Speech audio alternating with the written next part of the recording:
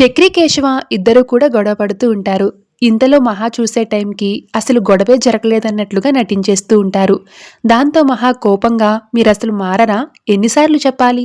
మీకు నచ్చినట్టుగా చేసుకోండి, నేను ఇంట్లో నుంచి వెళ్ళిపోతాను అని మహా బెదిరిస్తుంది. ఇంకోసారి ఇలా జరగకుండా చూసుకుంటానమ్మా అని మాధవ చెప్పేసరికి అసలు వీళ్ళు ఇలా తయారవడానికి కారణం మీరే పెద్ది. మీ గారాబం వల్ల ఇలా తయారయ్యారు. మొదటిసారి గొడవ పడినప్పుడు 2 మొట్టికాయలు వేసి ఉంటే దెబ్బకు సెట్ అయ్యేవారు. అలా చేయలేదు కాబట్టే ఈరోజు ఇలా గొడవ పడుతున్నారు. ఇంకోసారి మీరు గొడవ పడ్డం చూస్తే నేను ఒక్క క్షణం కూడా ఇంట్లో ఉండను అని మహా గట్టిగా వార్నింగ్ ఇస్తుంది. ఇక మహా వెళ్ళిపోతాను అని చెప్పడంతో కన్నా వలవలా ఏడ్చేస్తూ ఉంటాడు. అరే ఏడవకురా కన్నా, ఉత్తుత్తునే అన్నానులే, వాళ్ళను భయపడదామని అలా అన్నాను, నేనెక్కడికి వెళ్ళను అని మహా అంటుంది.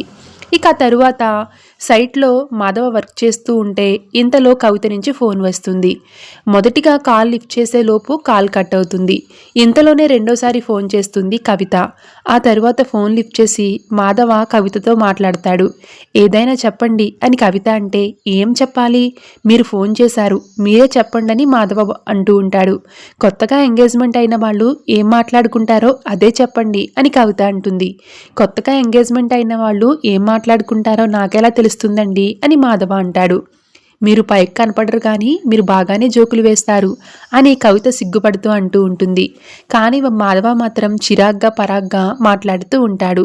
నా కోసం కాసేపు మాట్లాడలేరా అని కవిత అడిగేసరికి పని ఉందని మాధవ చెప్తాడు.